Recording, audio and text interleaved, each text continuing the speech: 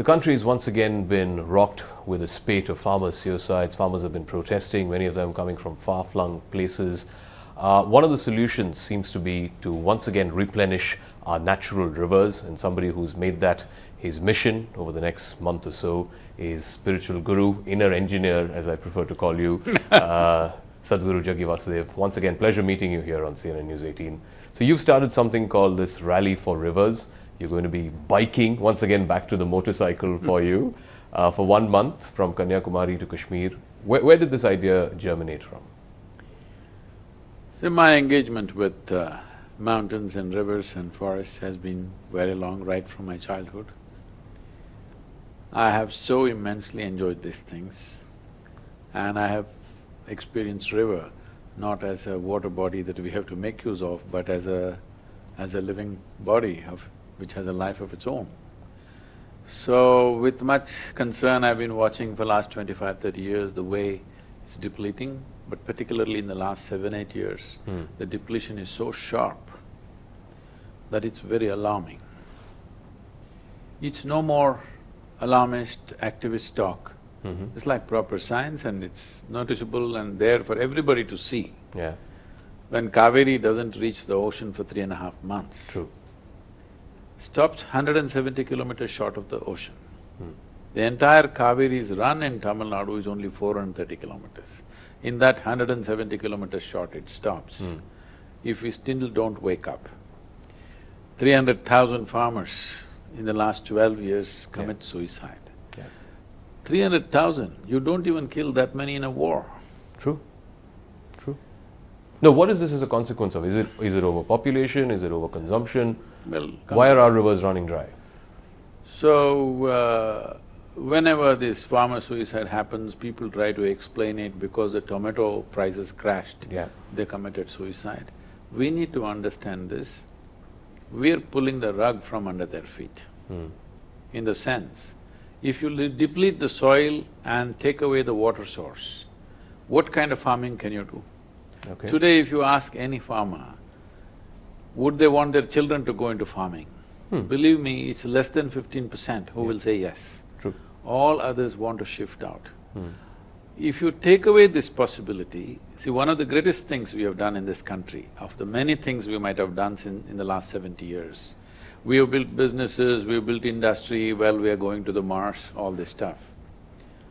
I see that with due respect, but the greatest thing we have done is our illiterate farmer, without much infrastructure, with hardly any technology, just with traditional knowledge, has been providing food for over 1 billion people. Yes. This is not a joke. Yeah. This is not a it's not a mean small feat. achievement, it is a huge thing. But now we're taking away that possibility of we producing our own food. With this kind of population, if water and food becomes a problem, you can imagine what will happen to the nation. Apart from that, as a generation of people, it is our fundamental responsibility, at least we have the ability to give the land and water and other resources to our children as it was given to us, at least at that level, if not better. But we as a generation of people have taken the largest bite of this planet. Never before any other generation in the history of humanity has taken such a large bite. Such a big bite that the next generation will have nothing to bite on. We're going there. So the depletion of rivers has many aspects to it, but one fundamental thing to understand is there are two varieties of rivers, glacial fed and forest fed. In this country, only 4% of the river water is glacial, rest is all forest fed. What forest fed essentially means is, we have a precipitation in this country on an average approximately 40 to 45 days in a year. Out of 365 days, we have 45 days of precipitation. The monsoons largely. So when the precipitation happens, if there is substantial vegetation, a network of root system and a huge bioactivity going on in the land, then the water will go this way. If there is no vegetation, water will flow this way, which is a flood. So today you seeing these cycles of flood and drought, simply because there is not enough vegetation to arrest the water, hold it and let it go into the rivers over the next 12 months. No, so your solution is to ask people who live along riverbanks to start cultivating trees? Not ask people. That time is past. When I can do something little bit, you can do something little bit, that time is past. Right now we've reached a situation, we need a mandatory, enforceable policy where how we should behave with water bodies must be determined properly. It cannot be left to the whims of individual people anymore, because river water is not personal property. River water is national treasure, and the value of this treasure is going to go up significantly in the next 5 years because the volume of water is decreasing considerably. But how are you going to convince a poor farmer who's basically, finding it difficult for sustenance, who's on a small parcel of land? How are you going to convince him to start cropping trees? See, the major rivers in India run for about 20,000 kilometers. In this, about 25 to 26% of the land is in the government hands. This 26% must become forests, no question about that. Okay. The remaining 74 or 75% of the land, out of this, about 6 to 8% or nearly 10% is delta land, you can leave that. So the remaining 65% of the land. This, we have to make a policy that if you want to live on the riverside, you have to move from crop-based agriculture to tree-based agriculture. This need not be forced, because economically it's far better for the farmer to go for tree-based agriculture. We have made small experiments and demonstrated this. When a farmer shifts from crops to tree-based agriculture, which is a combination of fruit, medicinal plants and various things, when you do this, his income goes up 3 to 8 times. Right now, last 4 days we've been spending time with the Vietnamese experts, we invited them. They have done a fabulous job of fruit cultivation. Vietnam is slowly becoming one of the major fruit exporters in the country, in the world. And these Vietnamese experts are saying, in their country, where their paddy production per acre is way higher than ours, in that country, when they shift from paddy to fruit cultivation, the farmer's income is going up by 20 times. No, but what about basic food? I mean, somebody has to grow the rice and the wheat that we See, need. this only covers approximately 25,000 square kilometers. That's not the entire nation. And above all, right from historical times, if you look at what travelers who came to India like Megasthenes or Huan Sen from China, and even our own Kautilya, they have noted that Indian people always, their consumption of fruit was unusually high. And some of them are attributing the sharpness of Indian intellect is rooted in their fruit consumption. Okay. But today what happened to us, our fruit consumption is only 4%. So, we are also campaigning, at least the urban population should start this immediately, that 30% of our diet should be fruit. If you do this, 40% of nation's healthcare bills will come down. Say, if somebody is ill in the hospital, you don't take chicken biryani for them, you take fruits for them, because at least now you eat sensibly when you are not well. But why do you get to that place? We can do this, it is very much possible. Fruit diet, a part of it, not the whole of it, would make a big difference for the nation in many different ways. Above all, right now 60% of the fruit that we produce in this country is rotting, because there is no cold storage, there is no value addition, there is no augmentation for that. This is a perishable item which needs augmentation. So we are working with the Confederation of Indian Industry to come up with industries which will first set up the industry and then ask the farmers to shift. For this, in every river, every major river, we can do a 100-kilometer belt and demonstrate to the other… Yes, on either side. On either side. We can demonstrate to the other farmers down the stream that by doing this, their economics will improve tremendously. Not in a small way, in a big way. Once you make this economic betterment a demonstration, a proper demonstration, then you don't have to force anybody, it will just go. So The only issue in this is, Okay. the first 3 years, he needs support. Yes. This is where government has to I was come in. just going to come to that. I mean, obviously the return on investment for a farmer in tree-based agriculture is going to take some time. It's going to take 3, 4, 5 years. First will 3 years sustain he it? needs support. No, but government is finding it difficult to waive off farm loans. How will you expect government to They support need farmers not for waive 3 off years? farm loans. See, right now, there are two aspects to the river. One is augmentation of the flows, another is managing the consumption. The way we are consuming water is very wasteful in agriculture.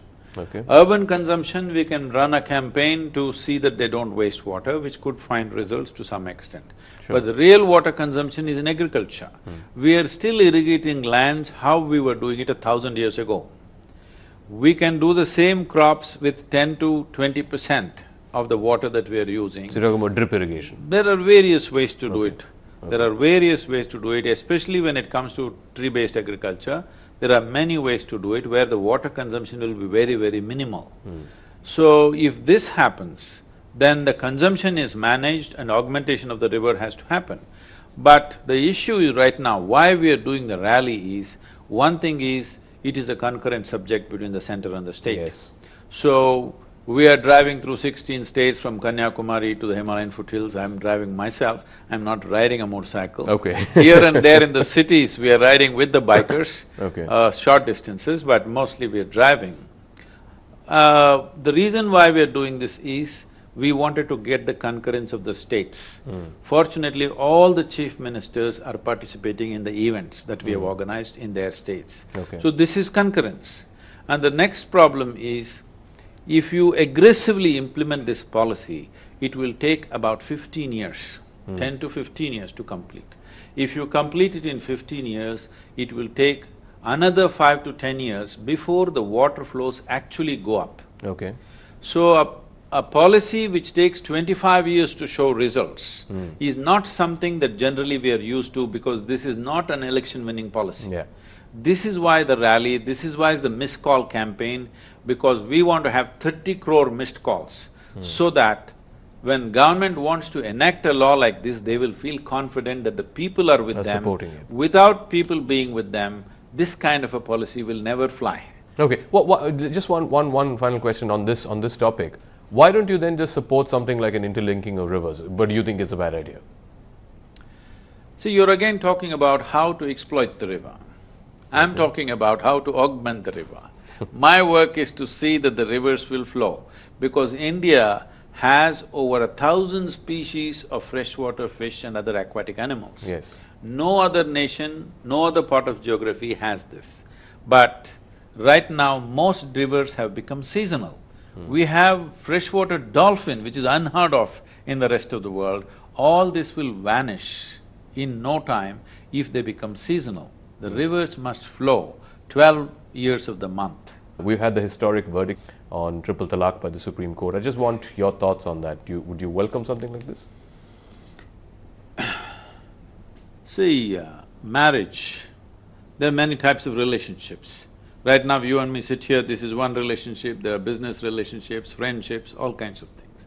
But marriage is one relationship where there is too much of overlap of two individuals. Physical, mental, emotional, every kind. And above all, with marriage, there is a third party, that's a child. Sure.